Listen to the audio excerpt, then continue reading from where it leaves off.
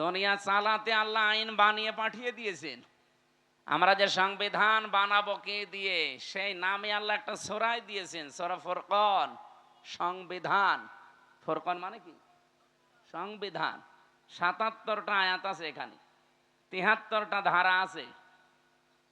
আজকে ৩১৮ পৃষ্ঠা নারী সংস্কার যারা করে, নারী কমিশন বানিয়ে ৩18 পৃষ্ঠার বই লিখে জমা দিয়েছে। কোরআনে কারিমের প্রায় 11টা না 13টা আয়াতের ভুল ধরেছে তারা। আমি আজকে পুরাটা প্রায় ৩18 পৃষ্ঠা ৩ দিন মিলে পুরাটা পড়লাম। এই ৩18 পৃষ্ঠার ভেতরে আমার মতো ছোট মাথা, তাই আমি 13টা ভুল পেলাম যে কোরআনের ডাইরেক্ট বিরুদ্ধে, আর বাকিগুলো হাদিসের বিরুদ্ধে। এরা সাহস কিভাবে পেয়েছে তার পেছনেও কারণ আছে। এই যে কয়টা রিপোর্ট দিয়েছে, এদের না নারী মনে হয় না পুরুষ মনে হয়। কি কথা বলছেন? এদের চেহারার দিকে তাকান। এই নারী কমিশনার যে কয়টা আছে কমিশনে, একটাও কি মহিলার মতো লাগে? মহিলাদের তো একটা কাটিং কুটিং আছে, এদের কি কি কাটিং? হিজলা কাটিং। এই হিজরাদের এত সাহস হয়তো না, এর পেছনে রাঘব বোয়াল আছে, কেউ কলকাঠি নাড়ছে। আজকে হেফাজত ইসলাম বাংলাদেশ থেকে একটা ঘোষণা এসেছে, এদের রায় না, এদের কমিশনই আমরা মানি না। কথা বলেন না কেন? এদের রিপোর্ট পেশ করা দূরের কথা, এ কমিশনই মানি না। এদেশে 92% মুসলমান। ভারতে কোরআনের 26টা আয়াতের বিরুদ্ধে ওরা কেস করেছিল, তাই তামাম দুনিয়া ফুঁসে উঠেছিল। আর এখানে অলরেডি 13টা আয়াতের বিরুদ্ধে, এটাও তো একটা কেস।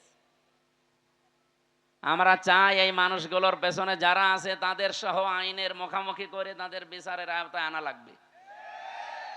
এবং আপনি মানব অধিকারের নাম নিয়ে, বাক স্বাধীনতার নাম নিয়ে, সমান অধিকারের নাম নিয়ে কোরআনের বিরুদ্ধে, হাদিসের বিরুদ্ধে কোনো কথা যদি সামনে কেউ বলে, কোনো বিচার লাগবে না, ওরে মেরে ফেলা লাগবে। কথা বলেন। সময় এখনই যাচ্ছে, এখনো যদি এভাবে ছাড় দিয়ে চলে যান, এই বিপ্লব যেটা এসেছিল, এই বিপ্লব টিকিয়ে থাকা সম্ভব না। এই আয়াতের যেটা পড়লাম না, এই আয়াতের একটু আগে আছে আনাকিমুদ্দিন ওয়ালা তাতাফাররাকু ফি। তোমরা দিন কায়েম করো, এ ব্যাপারে মত পার্থক্য করবা না। দিন কায়েম বাংলাদেশে নেই, আছে? এই আয়াতের ব্যাখ্যা আধুনিক একটা শব্দ বলছি, এদিকে তাকান। দিন যেহেতু কায়েম আমাদের দেশে নেই, যতটুকু দিন আছে ওইটা টিকিয়ে রাখার চেষ্টা করা সর্বাত্মকভাবে, এইটাও একটা কায়েম। আমাদের দেশে দিন যতটুকু আছে ওইটা টিকিয়ে রাখা লাগবে না? বলেন বলেন।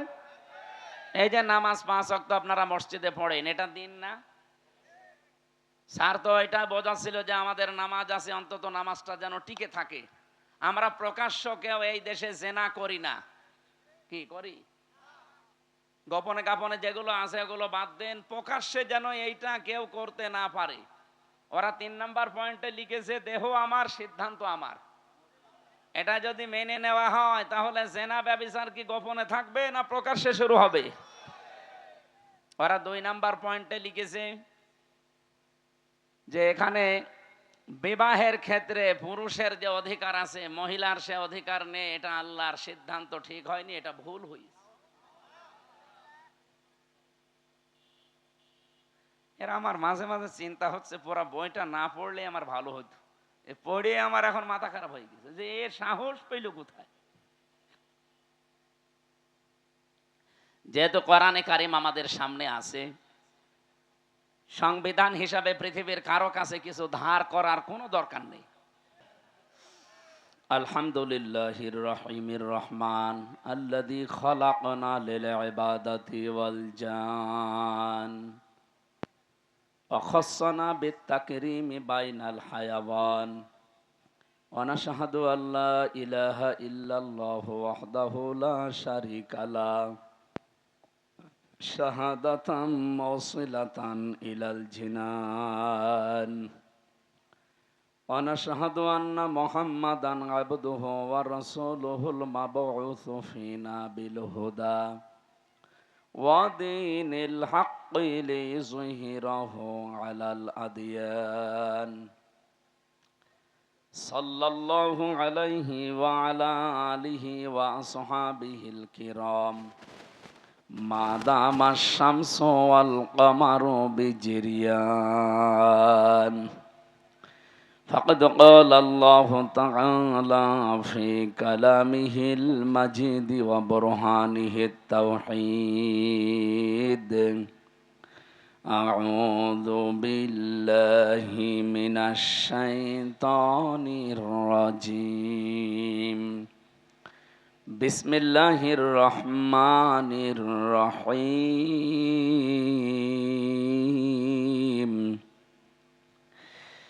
ما تدعوهم إليه صدقت يا ربنا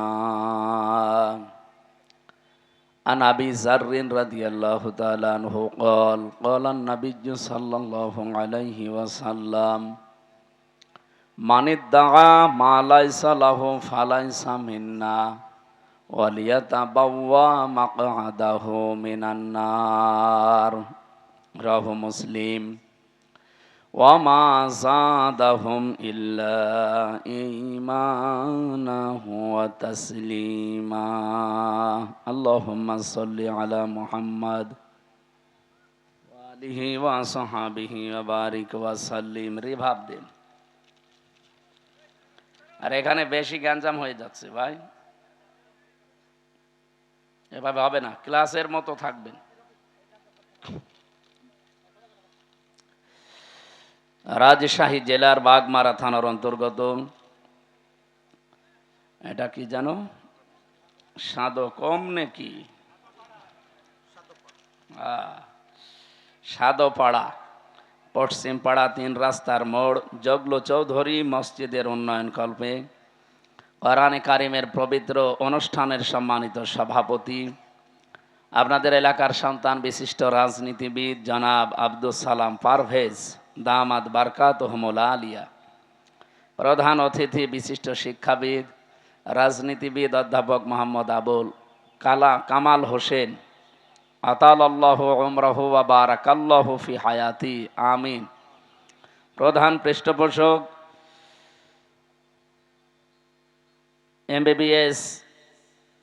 এমবিবিএস পরিচালক ভবানীগঞ্জ ক্লিনিকের আপনাদের এলাকার সন্তান ইসলামিক চিন্তাবিদ রাজনীতিবিদ জনাব আলহাজ ডাক্তার মোহাম্মদ আব্দুল বারী কি আসেন নাই দামাত বারকাতুহুমুল আলিয়া সহ সভাপতি আর এলাকায় কারো নাম পাননি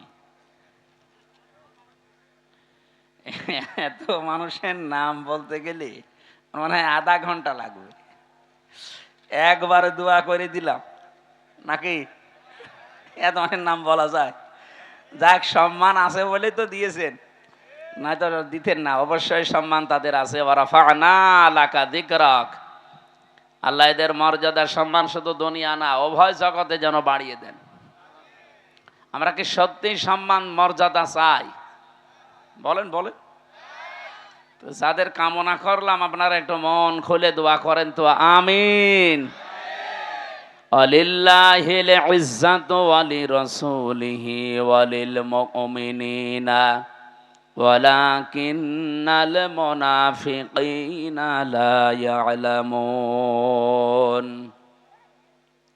আল্লাহ তাআলা বলেন সূরা মুনাফিকের ভেতরে আছে যে সম্মান ইজ্জত মর্যাদা এটা আমি আল্লাহ আমার জন্য আমার রাসূলের জন্য আর যারা দুনিয়ায় ঈমান আনে তাদের জন্য আমি এটা নির্ধারিত করে রেখেছি এজন্য সম্মান জোর করে পাওয়া যায় না জোর করে পাওয়ার জন্য যারা চেষ্টা চালিয়েছে তাদেরকে আল্লাহ এত নিচে নামিয়েছে তাদের নাম এখন গালি হয়ে গেছে ইয়াজিদ এই লোকটা সুন্দর একটা নাম না অনেক সুন্দর নাম ইয়াজিদ অনেক সুন্দর নাম অর্থ অনেক সুন্দর কিন্তু নামটা এখন বিশ্বে কালের আবর্তনে এটা গালি কাউকে যদি রাগাতে চান বলবেন এজিদের বাচ্চা রেগে যাবে অথচ নামটা খারাপ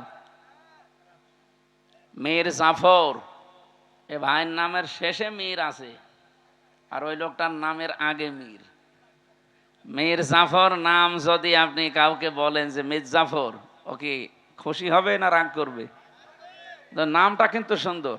একজন সাহাবীর নাম জাফর, তার আগে মীর, সম্মানসূচক শব্দ একটা শব্দ লাগিয়ে দিয়েছেন।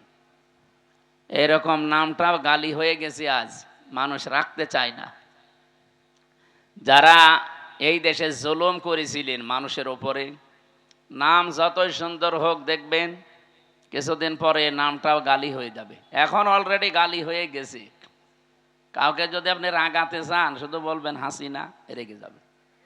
হ্যাঁ, আপনি দেখেন, আমি জেলে থাকাকালীন আমার মেয়েটাকে আমি রেখে গিয়েছিলাম 7 মাস। এখন প্রায় 4.5 বছর হয়ে গেল তার বয়স। এই ফিরে এসে ওর নাম, ওর সামনে যদি এই নাম বলি, ও আগেই কথা তো এখন বলতে শিখেছে, ওই সময় তো আর কথা বলা শিখে নাই। এখন দেখি এই নাম শুনলে কেমন করে, অথচ জীবনে আমার মনে হয় সামনাসামনি কোনোদিন তার হয়নি। এই নামটা ঘৃণিত করে দিয়েছে কেন? পৃথিবীতে আপনি এখন 6 জনের নাম পাবেন, এদের নাম শুনলে তামাম দুনিয়ার, সে যেই হোক, ধর্ম তার আলাদা থাকতে পারে, ও ঘৃণার চোখে দেখবে তার নামটা। 1 নম্বরে 3 জন পর পর আমরা ইহুদির নাম পেয়েছি। হিটলার, একে মুসলমান না খ্রিস্টান? খ্রিস্টান ছিল। 2 নম্বরে নাম এসেছে এখন এই যে যেটা চলছে নেতানিয়াহু। 3 নম্বরে আমাদের প্রতিবেশী মোদি।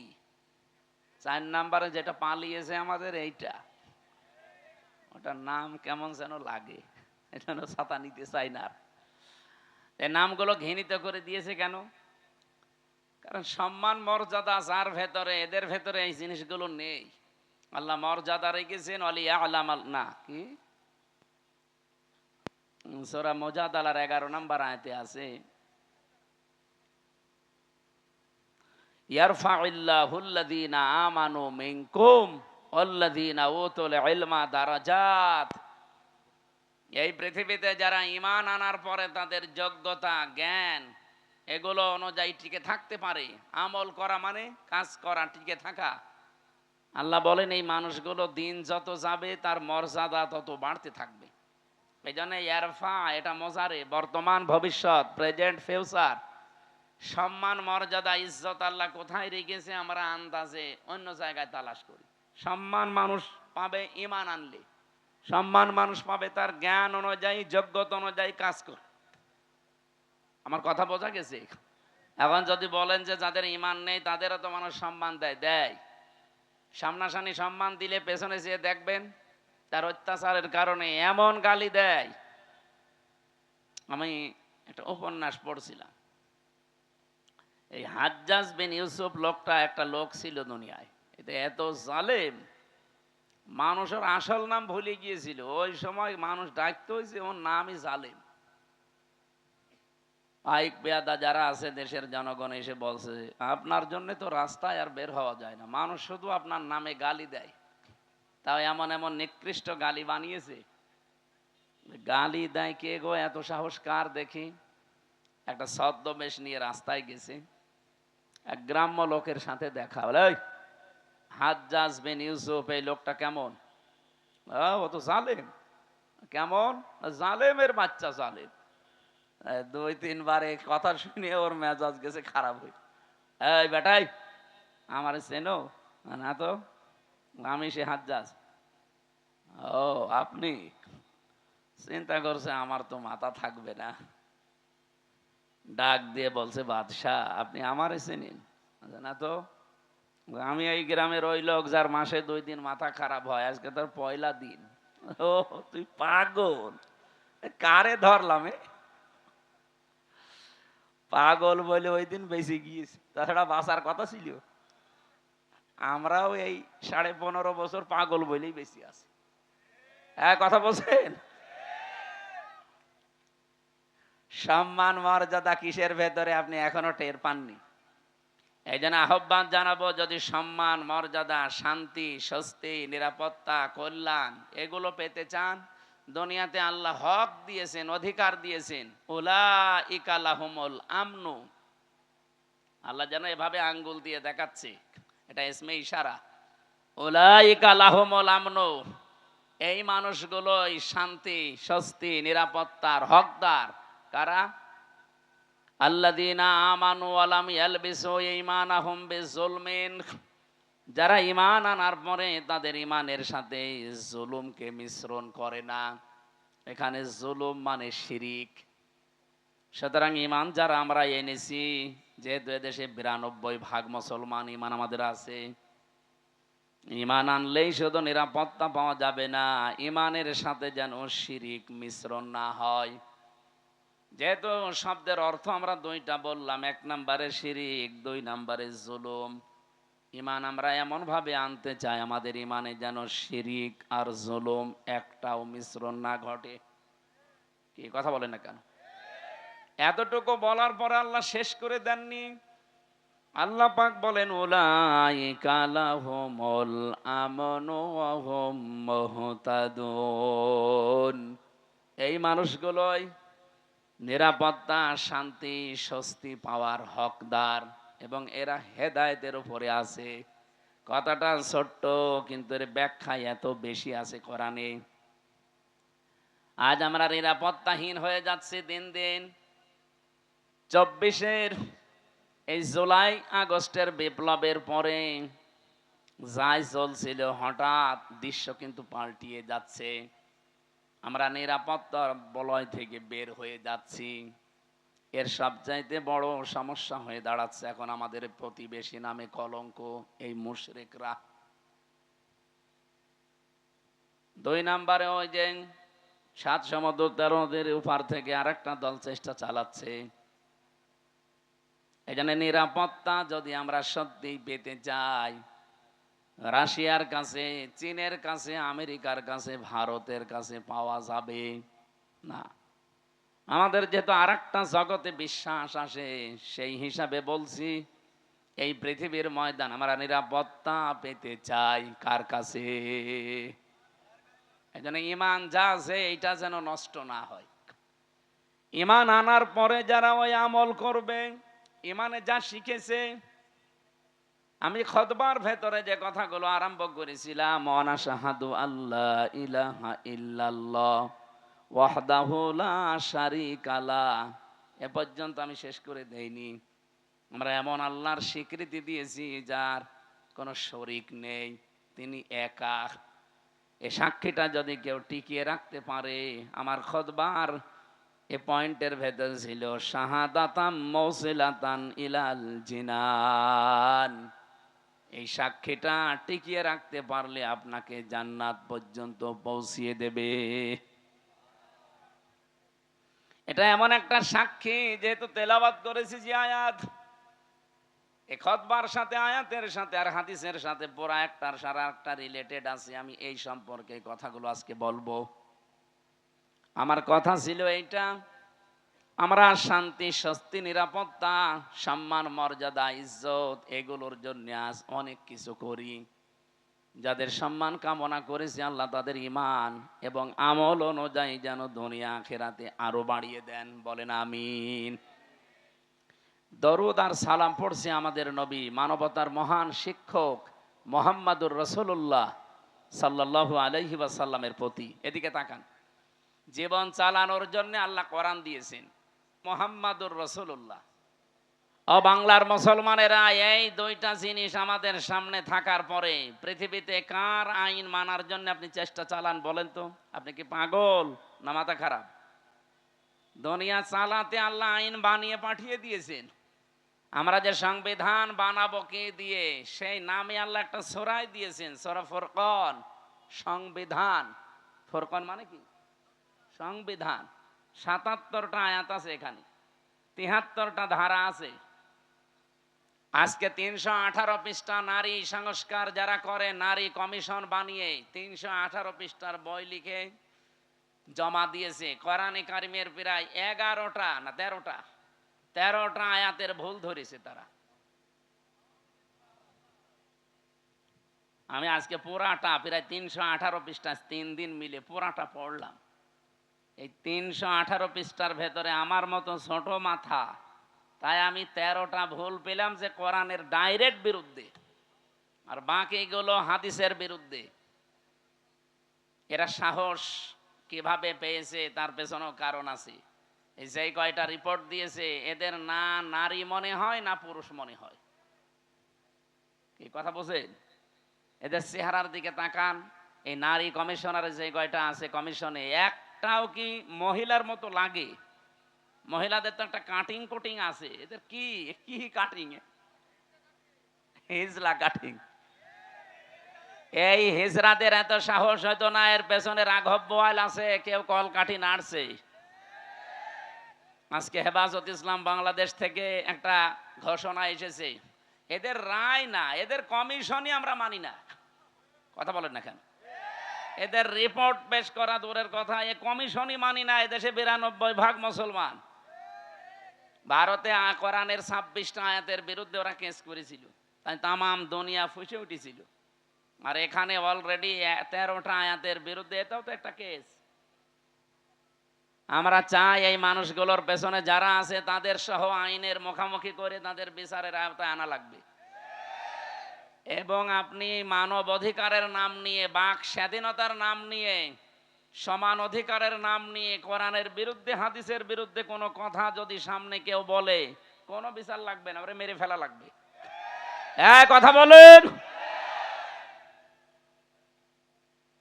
সময় এখনই যাচ্ছে, এখনো যদি এভাবে ছাড় দিয়ে চলে যান, এই বিপ্লব যেটা এসেছিল, এই বিপ্লব টিকিয়ে থাকা সম্ভব না।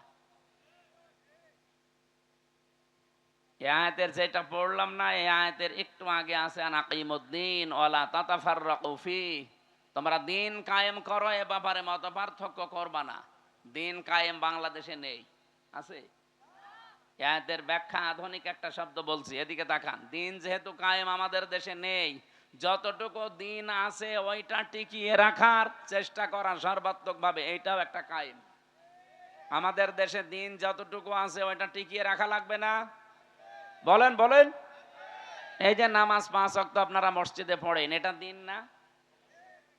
স্যার তো এটা বোঝাচ্ছিল যে আমাদের নামাজ আছে, অন্তত নামাজটা যেন টিকে থাকে। আমরা প্রকাশ্য কেউ এই দেশে জেনা করি না। কি করি? গোপনে গোপনে যেগুলো আছে ওগুলো বাদ দেন, প্রকাশ্যে যেন এইটা কেউ করতে না পারে। ওরা 3 নাম্বার পয়েন্টে লিখেছে, দেহ আমার, সিদ্ধান্ত আমার। এটা যদি মেনে নেওয়া হয়, তাহলে জেনা ব্যভিচার কি গোপনে থাকবে না প্রকাশ্যে শুরু হবে? ওরা 2 নাম্বার পয়েন্টে লিখেছে যে এখানে বিবাহের ক্ষেত্রে পুরুষের যে অধিকার আছে, মহিলার সে অধিকার নেই। এটা আল্লাহর সিদ্ধান্ত ঠিক হয়নি, এটা ভুল হয়েছে। এরা আমার মাঝে মাঝে চিন্তা হচ্ছে, পুরো বইটা না পড়লে আমার ভালো হতো। পড়ে আমার এখন মাথা খারাপ হয়ে গেছে যে এর সাহস পেল কোথায়। যেহেতু কোরআনে কারিম আমাদের সামনে আছে, সংবিধান হিসাবে পৃথিবীর কারো কাছে কিছু ধার করার কোনো দরকার নেই। আর আদর্শ মানতে গিয়ে যেহেতু নবী নিজে এসেছে আমাদের কাছে, সুতরাং পৃথিবীর কাউকে আদর্শ মানা অন্তত দরকার নেই। এই দুটো বিষয়ে আমরা একমত আছি না? এবার আসেন আমরা মূল আলোচনায় যাচ্ছি। সূরা শূরা 13 নাম্বার আয়াতের মাঝের একটা অংশ পড়েছি। আমি এতটুকু আয়াত পড়েছি ঠিক, কিন্তু এর ভেতরে যত কথা লুকিয়ে আছে, তাফসীর আকারে কথা বলতে গেলে কয়েক ঘন্টা সময় চলে যাবে এর ভেতর থেকে। আমরা একটা হাদিস পড়েছিলাম, হাদিসের হালকা ব্যাখ্যা করে আমরা আয়াতে চলে যাচ্ছি। হযরতে আবু যর রাদিয়াল্লাহু তাআলা আনহু থেকে বর্ণিত, বিশ্বনবী মুহাম্মদুর রাসূলুল্লাহ সাল্লাল্লাহু আলাইহি ওয়াসাল্লাম দ্বার্থহীন কণ্ঠে তিনি জানিয়েছেন, মানিদ্দাআ মা লাইসা লাহু। ভালো করে শুনুন, যেই জিনিস তোমার না, ওইটা যদি তুমি নিজের কাছে রেখে দাও।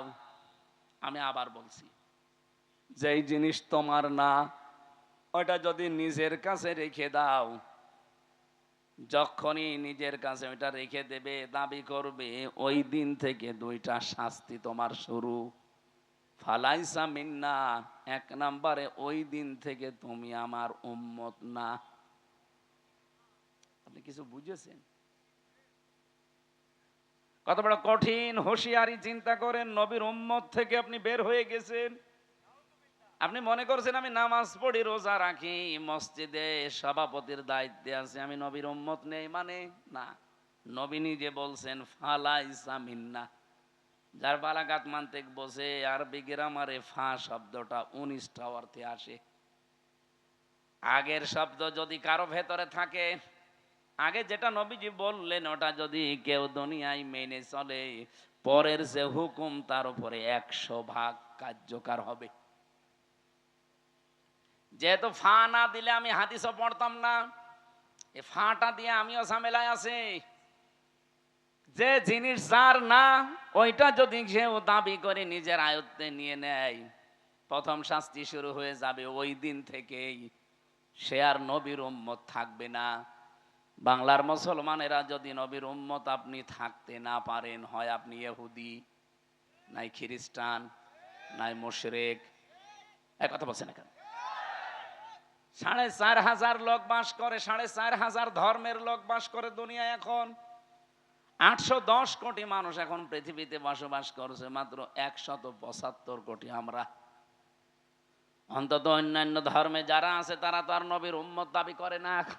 কয়েকদিন আগে সিঙ্গাপুরে ছিলাম, থাইল্যান্ডে গিয়েছিলাম, মালয়েশিয়া। অন্যান্য ধর্মের লোকদের সাথে আমি যখন রাস্তায় চলাফেরা করেছি গাড়িতে, ইহুদিরা জিজ্ঞাসা করি যে আপনার নাম কি। নাম শুনেই আমি বুঝেছি যেটা ইহুদি। যখনই বলছে আপনার নবীর নাম কি, হোয়াট ইজ ইয়োর প্রফেট, নাম জিজ্ঞাসা করলে বলে যিশু। যিশু মানে আমরা যাকে হযরতে ঈসা নবী বলি, ওরা যিশু বলে ডাকে খ্রিস্টানরা। ইহুদিদের কাছে যদি বলা হয় আপনার নবীর নাম কি, বলে যোসেফ। যোসেফ মানে মুসা আলাইহিস সালাম। হযরতে মুসাকে ওরা যোসেফ বলে ডাকে। ইব্রাহিম নবীর নাম তারা পাল্টি আব্রাহাম বলে। কি বলেন, কথা বুঝেন? এখন বলেন তো, যারা যোসেফ বলে ডাকছে, আমি ইহুদির সাথে মিশে প্রথমে ধরতেই পারি না যে ওটা ইহুদি। এত বড় বড় দাড়ি, জুব্বা একেবারে পা পর্যন্ত, পাগড়ি মাথায় দেওয়া একেবারে গোল করে, এইদিকে সামনে পেছনের কান্দে 4-5টা সাওয়াল পাওয়াল চলতেছে। ওর স্ত্রী পাশে, হাত মোজা পা মোজা পরা, এমনকি মাথার উপরে দিয়ে নেকাব দেওয়া, একেবারে খাস পর্দা। দেখে বোঝার উপায় নেই যে ইহুদি। আমার মনে হচ্ছে বড় কোনো আলেম হবে। নাম শুনেই যখন বুঝেছি যে না, এ তো ইহুদির নাম। শুধু নাম শুনেই বোঝা না, নাম জিজ্ঞাসা করার পর আমি নবীর নাম জিজ্ঞাসা করি। নবীর নাম বললেই কেউ বলে যোসেফ মানে ওটা ইহুদি, যিশু তার মানে খ্রিস্টান। অন্যান্য ধর্মের নবী যারা আছে, ওরা ওদের নবীদের নবী বলতে ওদের ধর্মগুরুর নাম বলে, আর এরা সরাসরি নবীরই নাম বলছে যে যিশু, যোসেফ, আব্রাহাম। ডেভিড বলে ডাকে দাউদ নবীকে তারা, ডেভিড। এবার আপনি যে প্রশ্নের জবাব দিতে পারবেন এখান থেকে, এই ইহুদি, এই খ্রিস্টান, এই মুশরিক, এই বৌদ্ধ যারা আছে, ওরা কোনোদিন বলবে যে আমার নবীর নাম মুহাম্মাদুর রাসূলুল্লাহ? বলেন বলেন। তাহলে নবীজির হাদিস ছিল কি, যারা নিজের না এরকম জিনিস নিজের আয়ত্তে নিয়ে নেন, ওই দিন থেকে আপনি আর নবীর উম্মত নেই। কথাটা এখন আপনি ক্লিয়ার না, এই জন্য আপনার কিছুই মনে হচ্ছে না। আমি পড়ি আমার ভয় লাগে। 2 নাম্বারটা তো আরো কঠিন, বলে তাবাওয়া মাকআদাহু মিনান নার। সে যেন জাহান্নামে নিজের একটা স্থান তৈরি করে নিল। বাংলাদেশ সহ বিশ্বের দিকে তাকান, আজ কত মানুষ যেটা তার না জোর করে নিজের আয়ত্তে নিয়ে নিচ্ছে। এই যে ইসরায়েল, বলেন তো 1940 সালে তাদেরকে থাকতে দিয়েছিল খালি গায়ে খালি পায়ে। শয়তানরা সারা দুনিয়ার কেউ তাদের ন্যায় নিয়ে ইহুদিদের।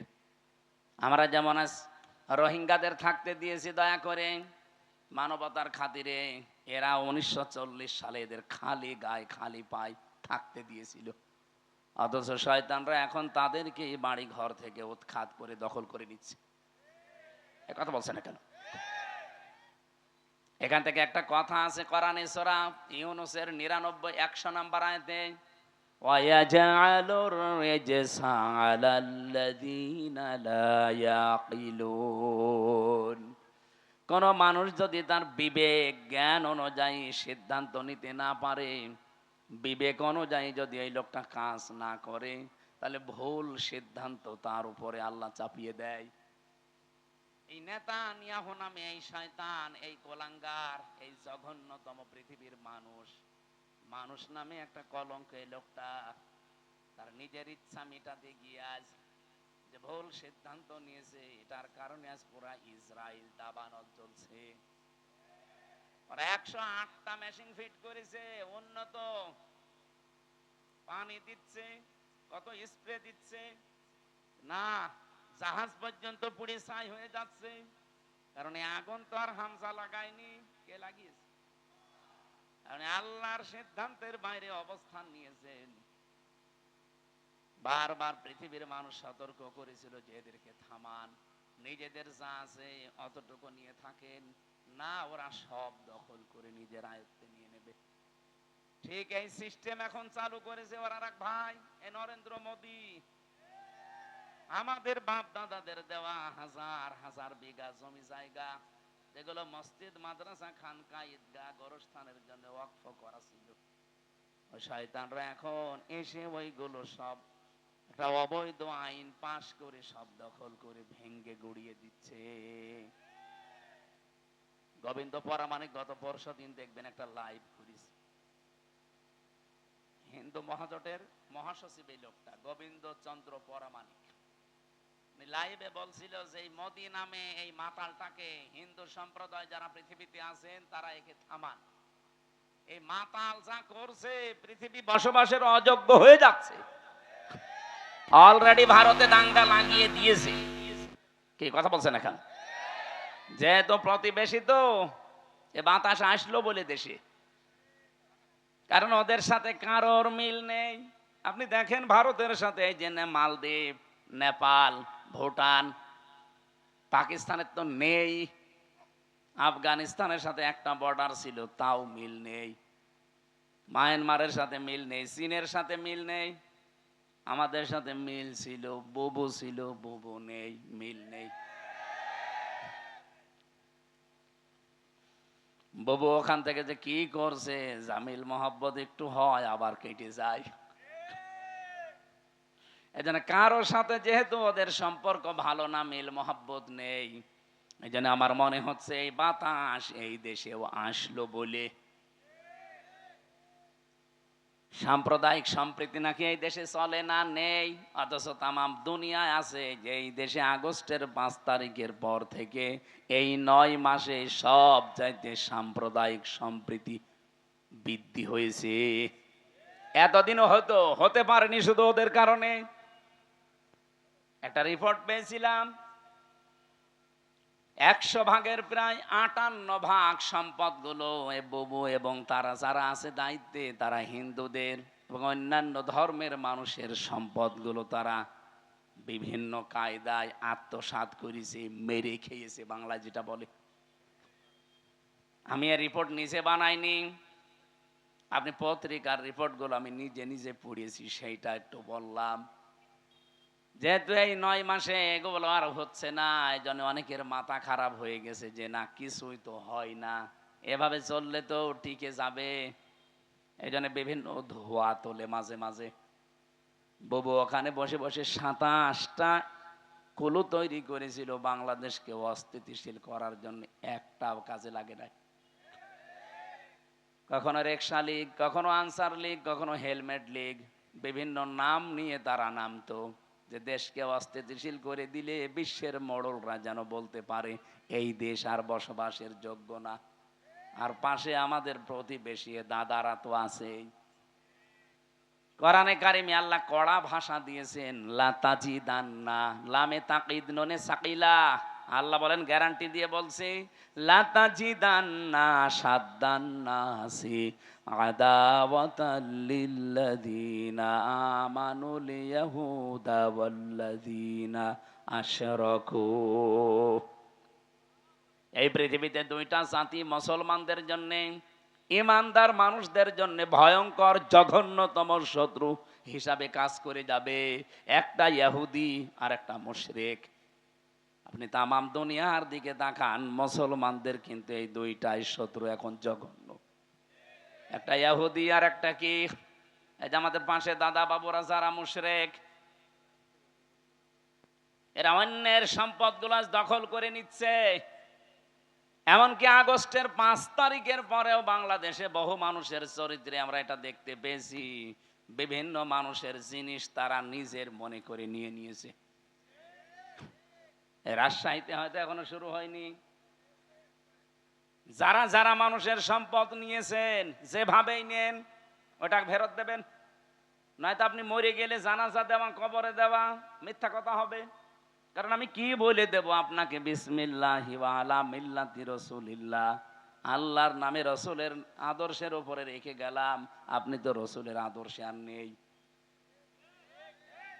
আমার এই কথার ওজন যারা টের পেয়েছেন তারা চুপ করে আছে। আপনি টের পেয়েছেন? যারাই যার যার জিনিস নিয়েছেন, যেটা আপনার না ওটা ফেরত দেন। হ্যাঁ, যদি ওটা আপনারই হয়ে থাকে, আপনি হাত ছাড়া করে ফেলেছিলেন, ওইটা আবার ফেরত পেয়েছেন, তাহলে আপনি হাদিসের আওতামুক্ত থাকবেন। আমি কথা বোঝাতে পারিনি? না না, ওখানে এখনো বুঝিনি অনেকে। যেটা আপনার ছিল কিন্তু হাত ছাড়া হয়ে গিয়েছিল এতদিন, আপনি ফেরত পেয়েছেন। আবার একটা দোকান ছিল, দোকান দখল করে নিয়েছিল, এরকম হয়নি বাংলাদেশে? ওই দোকান ফেরত পেয়েছেন। আপনি হাদিসের যে শাস্তি, যে আপনি নবীর উম্মত থাকবেন না, না আপনার জন্য না, কারণ আপনার জিনিস আপনি ফেরত পেয়েছেন। এক কথা বলেন না কেন? কত মানুষের জমি জায়গা দখল করে নিয়েছিল 15.5 বছরে। আপনাদের রাজশাহী হয়তো এখনো কিছু হয়নি, টের পাচ্ছেন না। কুষ্টিয়ায় আমাদের হানিফ সাহেব কত টাকার মালিক, আমার মনে হয় আল্লাহর ও ছাড়া কেউ জানতো না। কি হইল এখন? বাড়ি পর্যন্ত এখন উজাড় গৃহ হয়ে গেছে। আমার মনে হয় হানিফ সাহেবের বাড়ির দিকে আল্লাহ আঙ্গুল এভাবে দিয়ে কোরআনের আয়াত নাজিল করেছে, যদিও এটা এখন না, 1500 বছর আগের। সূরা নমলের ভেতরে পাবেন এটা, 19 নাম্বার পারা, 20 নাম্বার পৃষ্ঠার 7 নাম্বার লাইনের 52 নাম্বার আয়াতে আছে, ফাতিলকা বুয়ুতুহুম খাবিয়াতাম বিমা যালামু। আল্লাহ বলেন এই সেই ঘরগুলো। কোন ঘর? এখন যদি বলেন এখানে হানিফ সাহেব, ইনু সাহেব, এদের নাম কই? না, নাম আছে কিন্তু এদের বাপ দাদাদের নাম আছে। এদের বাপ দাদা যারা, যাদের পরিচয় আল্লাহ আয়াতে দিয়েছেন, তারা এরকম জুলুম করেছে নফসের ওপরে, মানুষের ওপরে, সৃষ্টি জগতের ওপরে, তাদের নামে দেওয়া আর এদের নামে দেওয়া একই। কারণ কোরআনে তো আর আয়াত নাজিল হবে না কিয়ামত পর্যন্ত, এইটাই চলবে। আল্লাহ তাআলা বলেন এই সেই ঘরগুলো, খাবিয়াতাম বিমা যালামু।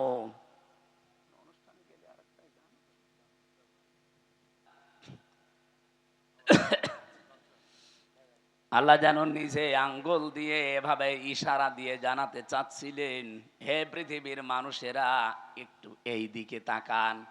আমি আয়াতটা আগস্টের 5 তারিখের পর থেকে মিলিয়েছিলাম যে হ্যাঁ, মিলে যাচ্ছে।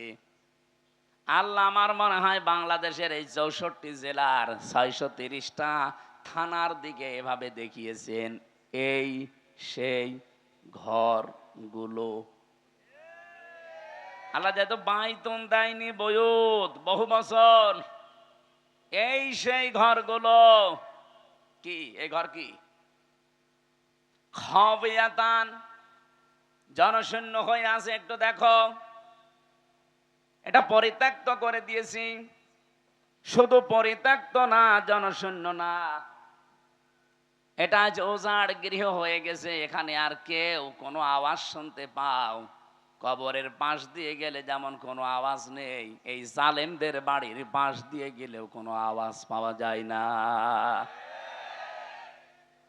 আল্লাহ বলেন বিমা যালামু, এদের জুলুমের কারণে এদের এই জায়গা পর্যন্ত এখন অভিশপ্ত হয়ে গেছে। আমি তো কুষ্টিয়ার 2 জনের বললাম, আপনি সারা বাংলাদেশের দিকে তাকিয়ে বলেন তো, হালত অবস্থা কিন্তু একই। কি কথা বলেন না কেন? কয়দিন আগে কিশোরগঞ্জে ছিলাম, যেটা একেবারে কেন্দ্রীয় ওদের জেলার মাঝখানে, যেটা ওই জায়গায় শুনলাম নাকি টর্চার সেলও ছিল আগস্টের 5 তারিখের আগে। ভালো মানুষ, নিরীহ মানুষ, তাদের মতের বিরুদ্ধে যারা আছে তাদের নিয়ে ওই জায়গায় টর্চার করতো। অথচ আল্লাহ পাক এখন ওই জায়গাটা পর্যন্ত অভিশপ্ত বানিয়ে দিয়েছেন। আমি ড্রাইভারকে বললাম, একটু গাড়ি থামাও দেখি। তাকিয়ে দেখি 3-4 জন করে যাচ্ছে, কেউ এদিকে কেউ এদিকে কেউ এদিকে, চারিদিকে মুখ করে পেশাব করতে বসিস, মনে হচ্ছে জামাতবদ্ধ টয়লেট চলছে। এদের এই জায়গাটা আল্লাহ অভিশপ্ত করে দিল কেন? বিমা জালামু, কারণ এখানে তারা জুলুম করত। আল্লাহ এ পর্যন্ত যদি দিয়ে আয়াত শেষ করে দিত, আমি আয়াতই পড়তাম না। এরপরে আমাদেরটা, ইন্না ফি যালিকা লায়াতাল লিকাউমিন ইয়ালামুন। রব্বুল আলামিন বলেন, এই যে লামে তাকলিদ দিয়েছেন মাঝে, আর বক্তব্যের আগে ইন্না আছে। যারা গিরামার বসে, আপনি আয়াতটার দিকে একটু খেয়াল করেন, আল্লাহ গ্যারান্টি দিচ্ছেন অবশ্যই অবশ্যই জ্ঞানী যারা, তাদের জন্য এখানে একটা শিক্ষা আমি আল্লাহ রেখে দিলাম। কি শিক্ষা আছে? জালেমদের এত বড় শিকড় আপনি চিন্তা করতে পারেন, এই বাগমারার ইউনিয়নের, শ্রীপুর একটা ইউনিয়ন না, এই ইউনিয়নের দারওয়ান থেকে শুরু করে সংসদ ভবন পর্যন্ত জালেমদের প্রতি থরে থরে স্তরে সাজানো ছিল লোকজন। আমি নিজে তো ভিকটিম, আমি দেখেছি। রিমান্ডে আমি দেখলাম আমার 8 দল একটার পরে একটা গোয়েন্দা বিভাগের আসতো রিমান্ডে প্রশ্ন করার জন্য। আমার মনে হয় সব ওরা থরে থরে থরে থরে সাজিয়ে রেখেছিল। মামলার আই ওদের, মামলার পিপি ওদের, জজ ওদের, ম্যাজিস্ট্রেট ওদের, মামলায় যে সাক্ষী ওদের, যে আমাকে জিজ্ঞাসাবাদ করবে রিমান্ডে সে ওদের, যারা অফিসার আছে ওখানে পাহারা দেয়, যারা অত্যাচার করবে তারা ওদের, হুকুম যিনি দিয়েছেন সে ওদের। আমার কি, আমার একজন আছে, না না, আমার একজন ছিল উকিল, ওর কথা শুনলেও চলে, না শুনলেও চলে, আর ওর কথা শুনতেও না। ও খালি বলার দরকার বলেছি তো, ঠিক আছে আপনি থামেন যান। মামলাটা আমার 30 বার উঠেছে, সিএমএম কোর্ট, জজ কোর্ট, হাইকোর্ট মিলে, কিন্তু 3 বছরে একটা দিনের জন্য জামিন নামে কোনো শব্দ নেই। অথচ এই মামলাটা আগস্টের 5 তারিখের ফলে শুধু তুলতে দেরি, জামিন না খারিজ করে দিয়েছে। অথচ জজ কিন্তু ওইটাই। আমি ওনার খাস কামরায় গিয়ে জিজ্ঞাসা করলাম যে, মাননীয় জজ সাহেব, এই বিচারটা তো 3 বছর আপনার কাছেই ছিল, এতদিন তো বলেননি যে না এই মামলায় জামিন দেওয়া যাবে না, এখন যে খারিজ করে দিলেন। হুজুর আমার হাত বাঁধা ছিল, আমি কিছুই করতে পারি নাই, ওই পুতুলের মতো শুধু চেয়ারে বসে থাকতাম। আমি যে আপনাকে 10 দিনের পরিবর্তে 6 দিন আর 2 দিন 8 দিন রিমান্ড দিয়েছিলাম 2 মামলায়, তাই আমার উপর পেশা যে 10 দিনের রিমান্ড দিলেন না কেন? তাহলে আপনার এখানে বসে থাকার দরকার কি? সব তো ওরাই যদি করে। প্রথম মামলার রিমান্ডে নেওয়ার পরে 10 দিন চেয়েছে, দিয়েছে 6 দিন। এই নিয়ে নাকি ওই ম্যাজিস্ট্রেটকে ওখান থেকে অন্য জায়গায় বদলি করে দিয়েছে, যে কেন আপনি 10 দিন দিলেন না। বাস্তব তো এই জন্য বলছি। রিমান্ডের 2য় দিন আমার চোখ বেঁধে কালো কাপড় দিয়ে, পেছনে হাত হ্যান্ডকাপ দিয়ে, মাথায় দড়ি লাগিয়ে, পায়ের সাথে ডান্ডা বেড়ি লাগিয়ে নিয়ে গেল এক অন্ধকার মাটির নিচে ঘরের ভেতরে। আমি বললাম যে কি 10 দিন রিমান্ড চেয়েছিল, অথচ এই অফিসার গুলো একটাও কোর্টে আমার সাথে যায়নি, শুধু মামলার আয়ু আমার সাথে ছিল। আমারে দেখছে ওরা আগে আগে প্রশ্ন করছে যে রিমান্ড চাইলো 10 দিন, 6 দিন দিল, অবশ্যই এই কি ম্যাজিস্ট্রেট, এই ম্যাজিস্ট্রেট মনে হয় আপনার দলের লোক কি গো, আমার দলের লোক হবে কি করে? জীবনে আমি তার নামও শুনি নাই, তার কোনোদিন দেখিও নাই, আর সে আমাকে চেনে কিনা আমি তাও জানি না। 10 দিন তো আপনারা চেয়েছিলেন, তা আপনি তো ছিলেন না, আপনি কি করে জানলেন? তার মানে ওখান থেকে সবকিছু ম্যাজিস্ট্রেটকে বলে দিয়েছে, যা যা ও তাই তাই করিস। পরে কয়দিন যখন জেলখানায় গেলাম, দেখি ওই ম্যাজিস্ট্রেট ঘুরে বেড়াচ্ছে ভেতরে। কি আপনি এখানে? হুজুর মাফ করে দিয়েন, আমার বউ যৌতুক মামলা দিয়েছে। ঠিক করিস, শয়তান। তোর যৌতুক মামলা দিয়ে এখন তুই জেলে, আমার সাথে এমনি দেয়নি, কোন কারণে আমার এই মিথ্যা তথ্যগুলো লিখে সই করে নিলি? সৌদের আমার যা যা বলতে বলিস আমি তাই তাই করেছি। আল্লাহর কসমে কোরআন হাতে নিয়ে বলছি, বাংলাদেশে শুধু হাসিনা ছাড়া যারা ছিল সব হাত বাঁধা। আপনি যাই বলেন না কেন, ও কাওয়া কাকুরও হাত বাঁধা ছিল। কাওয়া যতই কা কা করুক, যদি একটু মুখ ফসকে সত্যি কথা বলে, ওই দিনই কাওয়ার কর্ম শেষ করে দিত। হয়তো হইল, কাদের কাকু বলা যায়? কাওয়া কাকু।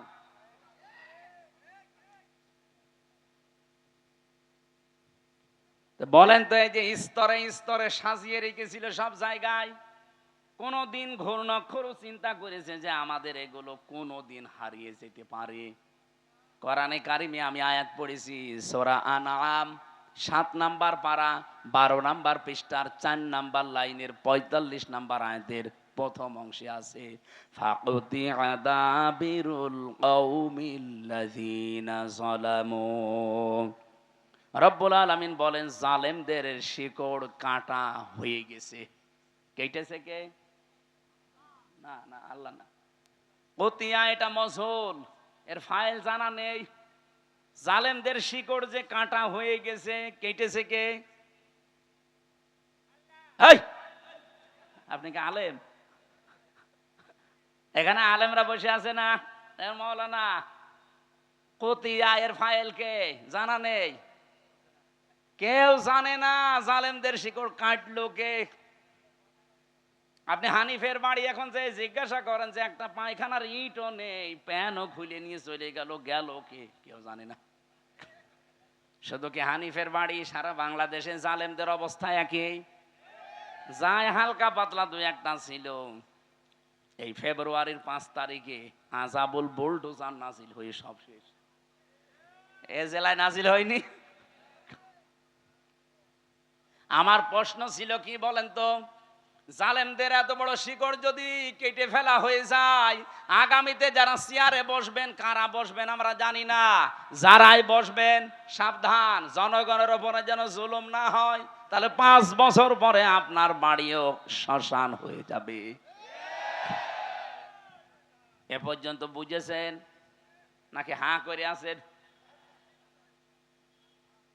সুতরাং যার যা জিনিস নিয়েছেন, চুরি করে হোক, ডাকাতি করে হোক, চাঁদাবাজি করে হোক, যা নিয়েছেন যেটা আপনার না ওটা ফেরত দেন। হ্যাঁ, যদি আপনার জিনিস আপনি ফেরত পান অসুবিধা নেই। এই যে ইসলামী ব্যাংক, যাদেরটা তারা ফেরত পেয়েছে। অনেকে বলছে না এটা চিন্তায় হয়েছে। চিন্তা হয়েছে মানে ইসলামী ব্যাংকে আপনার বাবার নাকি? যাদের ব্যাংক তারা ফেরত পেয়েছে, তাদের মাথার ঘাম পায়ে ফেলে টাকা দিয়ে ব্যাংক করা। কথা বলেন না কেন? ব্যাংক যাদের তারা ফেরত পেয়েছে, জিনিস যার সে যদি ফেরত পায় এই হাদিসের আওতা মুক্ত থাকবে সে। কিন্তু আপনার জিনিস না, আপনি বাবা শাহজালাল সব হালাল বলে দখল করে নিচ্ছেন। এটা যারা করেছেন আগামীতে ফেরত দিয়ে দেন কালকেই, নাই তো আপনি নবীর উম্মত আর নেই। আপনি মরে গেলে আমারে দিয়ে জানাজা না, কাবার ইমাম দিয়ে জানাজা পড়িয়ে মাটি দেবেন, কবরে আযাব শুরু হয়ে যাবে। এরপরেও যদি কেউ না বোঝার ভান করে থাকেন, এদিকে আসেন, আসেন, এমন জোরে কানের নিচে দুইটা দেব না, সব টের পেয়ে যাবেন। যাব না। ওয়ালিয়াতাবাওয়া মাকআদাহু মিনান নার, সে যেন জাহান্নামে নিজের একটা স্থান তৈরি করে নিল।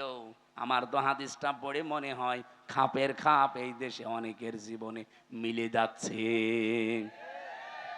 আমরা যারা বেঁচে আছি, অন্তত আল্লাহ যেন আমাদেরকে বাঁচিয়ে রাখেন, বলেন আমিন। আরে ভাই, আপনার সবার জন্য কথা বলছি, যারা এগুলো করেছেন ফেরত দিয়ে দেবেন।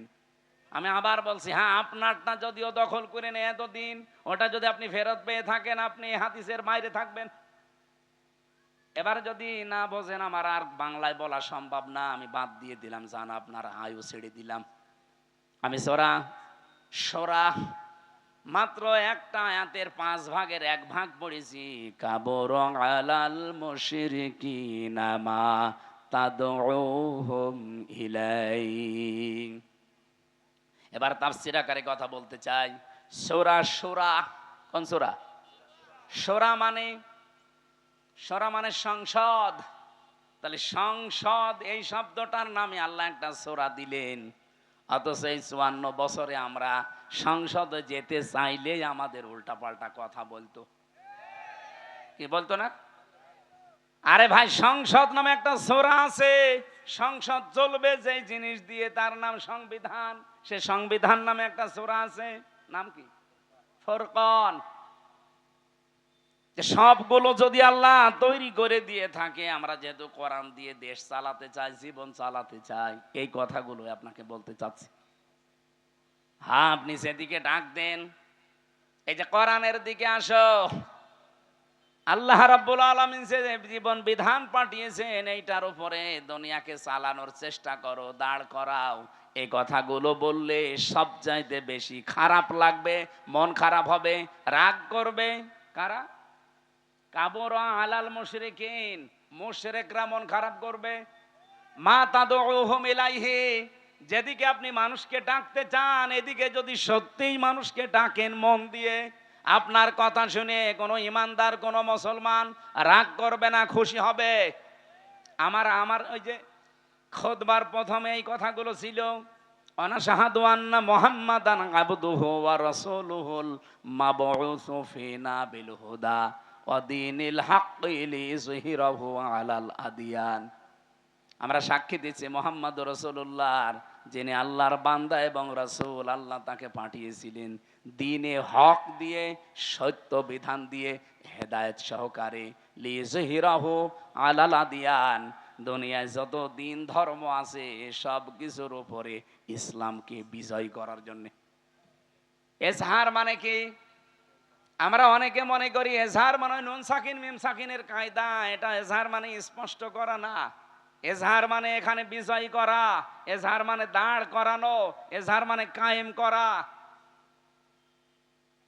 এবার আসেন আমরা আয়াতের মূল কথায় যেতে চাই।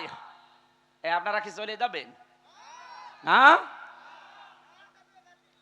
আমার ভাইরা, বিশ্ব নবীকে যেহেতু আল মাবউসু ফিনা বিল হুদা, তোমাদের ভেতরে আমি আমার রাসূলকে হেদায়েত সহকারে পাঠিয়েছি, অদ্বীনিল হক, সত্য দিন দিয়ে পাঠালাম। তাহলে নবীজি এসেছিলেন পৃথিবীতে হেদায়েত নিয়ে এবং সত্য দিন নিয়ে। তার কাজ কি ছিল? পরা কোরআন শরীফ থেকে আমি 3টা জিনিস নবীজির জীবনে পেয়েছি। ওনার মিশন এবং ভিশন ছিল দুনিয়ায় 3টা। কয়টা? বলেন বলেন। 1 নম্বরে উনি তাওহীদ প্রতিষ্ঠার জন্য এসেছিলেন। এটা রেকর্ড হচ্ছে তো, সারা বাংলাদেশে লাইভ চলছে, সবাইকে শোনাতে চাই। এই দেশে তাওহীদ প্রতিষ্ঠার জন্য নবীজি যেহেতু পৃথিবীতে এসেছিলেন, উনি এখন নেই, এই দায়িত্ব এখন তার উম্মতদের।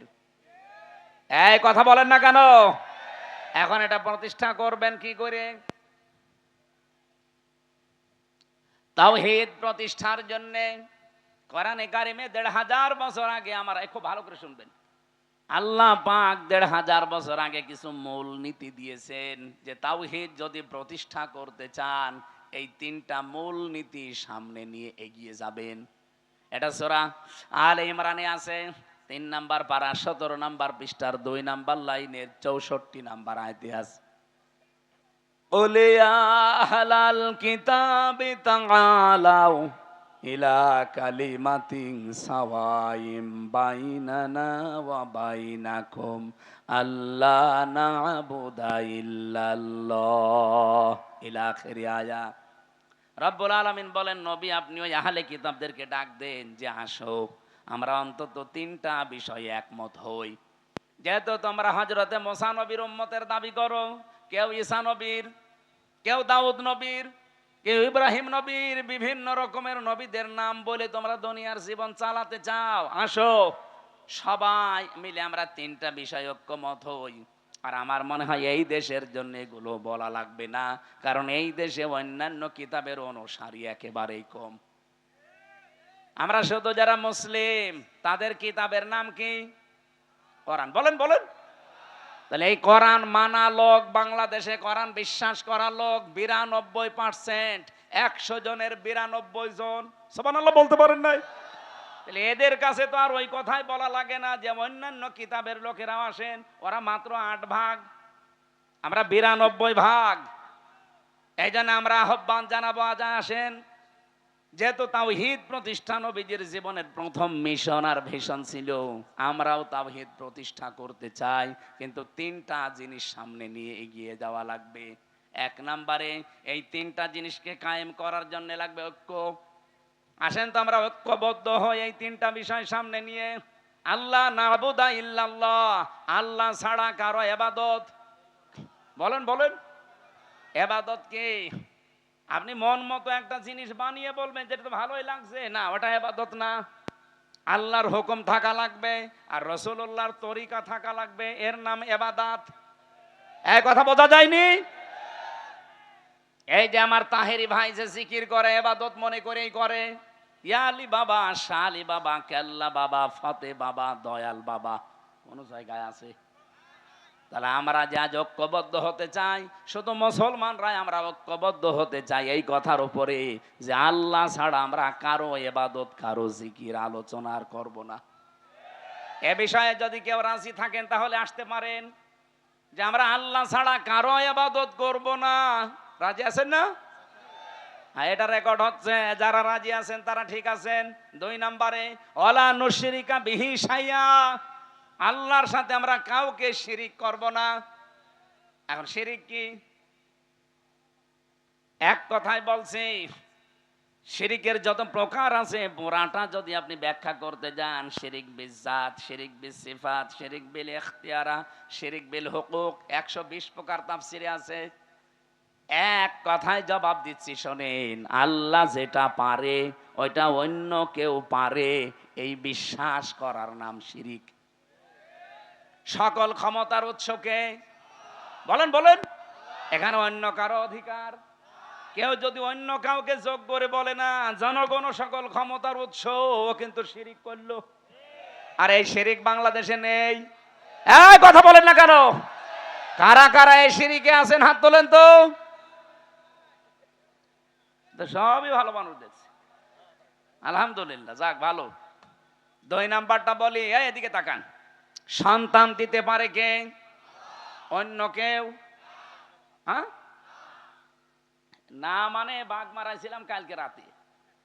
কোন জায়গায় জানো? ওই যে বেলঘরিয়া হাট ফাজিল মাদ্রাসায়, এই যে এখানে না বাগমারা, ওই তো বাগমারা, যে বাড়িতে আমাকে নিয়ে এসে বসিয়েছে, ওই বাড়ি আনার 2টা ছেলে, আর একটা পেটে এসেছে শুনলাম 6 মাস। উনি পরীক্ষা করে দেখেছে ওইটাও ছেলে, কিন্তু উনি মেয়ে চাই। আমার একটা পানির বোতল নিয়ে বলছে, হুজুর এমন পানি পড়বেন যেন এটা মেয়ে হয়ে যায়। কি বিশ্বাস! সেদিন বগুড়া গাবতলী থানায় যে বাড়িতে বসেছিলাম, ওই লোকটা এসে আমার কাছে একটা আপেল নিয়ে বলছে, হুজুর পড়িয়ে দেন। কেন? বাচ্চা। ঠিক আছে, সূরা ফাতিহা পড়ে ফু দিলাম, কারণ ফাতিহা সব রোগের মহা ঔষধ। আমার কানের কাছে মুখ নিয়ে বলছে, হুজুর এমন আপেল পড়বেন যেন ছেলে হয়। আপেল ফেলে দিলাম। আপেল কই? ফেলে দিস কেন? আরে ভাই, ছেলে হওয়া যদি আপেল পড়ে কাজ হয়, তা আমার ম্যাডামের 3টে মেয়ে হইতো না? কত চেষ্টা করলাম একটা ছেলে হওয়ার, তারপরও মেয়ে। আর আপনি এসেছেন আমার কাছে আপেল পড়তে। আমি আপেল দরকারে নিজে পড়ি, নিয়ে ম্যাডামের ফের খাওয়াবো। চিন্তা করেন কি বিশ্বাসী আছে এরা। আপেল পড়া, পানি পড়া, দুর্গা পূজা, পীর পূজা, কত মানুষের কাছে বিশ্বাসটা নিয়ে গেছে। অথচ ছেলে মেয়ে দেওয়ার একচ্ছত্র মালিকানা হামজার। অনেকে বলছে কার? আরো জোরে। তাহলে এক কথায় জবাব কি পেলেন? আল্লাহ যেটা পারে পৃথিবীর অন্য কেউ। সুতরাং মা বোনেরা ভাইরা, বিয়ের পরে 50 বছর ছেলে মেয়ে না হোক, আমাদের জাতির পিতার 86 বছর বয়সে ছেলে হয়েছে, তারপরেও তো তিনি কোনো কবরে মাজারে পীরের কাছে যাননি। এই যে মাওলানা রেজাউল ইসলাম উজ্জ্বল, আপনাদের বাগমারার ছেলে, ওরা 17 বছর বিয়ে হয়েছে, ছেলে মেয়ে নেই। আজকে ওনার বাড়িতে রাতে ছিলাম, আমারে বলছিল আফসোস করি, কিন্তু আজ পর্যন্ত কোনো দিন উনি কোনো পীরের কাছে মাজারে তাবিজ এগুলো নেয়নি। কিন্তু কারো 2 বছর 5 বছর যদি ছেলে মেয়ের মুখ না দেখে ও পাগল হয়ে যায়, কত জায়গায় যে দৌড়িয়ে চলে যায়। আমার এই বিশ্বাসটা যেন আজকে সঠিক হয়ে যায় যে আল্লাহ যেটা পারে ওইটা অন্য কেউ। এবার 3 নাম্বারটা বললে এবার রাগ করবেন না তো? আমি তো আর বানিয়ে বলছি না, রাগ করলে আল্লাহর উপরে করবেন। কার উপরে? আল্লাহ করেন। এবার আসেন, বলছে এই পৃথিবী বানিয়েছে কে? কোন ভগবানের হালকা সাহায্য আছে? বলেন। আল্লাহ রাব্বুল আলামিন বলেন, এবার শিরিকটা ধরা পড়বে।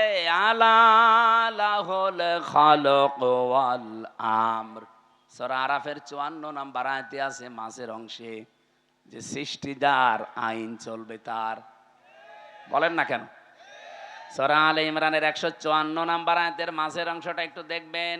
ইয়াকুলুনা হাল্লানা মিনাল আমরি মিন শাইইন কুল ইন্নাল আমরা কুল্লাহু লিল্লাহ। হে নবী, ওরা জিজ্ঞাসা করে যে আইন কানুন আমরা কি বানাতে পারি? আপনি বলেন না, আইন বানানোর ক্ষমতা কার?